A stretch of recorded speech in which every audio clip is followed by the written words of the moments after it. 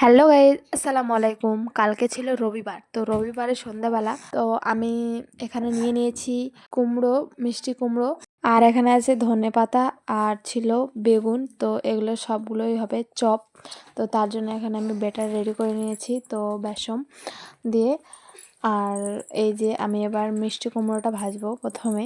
তো দেখো কেমন হচ্ছে। আমার তো খুবই ভালো লাগছে, কারণ একদম প্রত্যেকটা খুব ভালোভাবে ফুলেছে আর এতটা সুন্দর ছিল কি বলবো। তো ব্যাটারটা ভালো হলে এরকম ফুলবেই।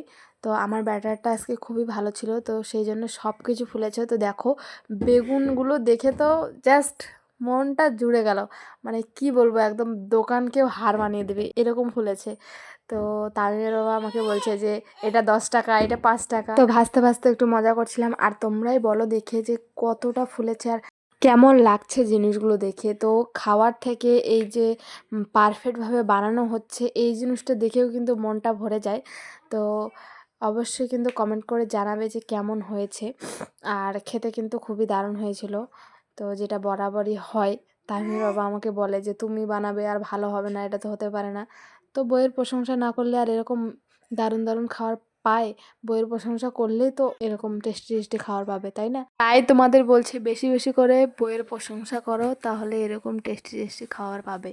তো এবার বানিয়েছি ধনিয়ার চপ। তো দেখো সব কিছু রেডি করে নিয়েছি।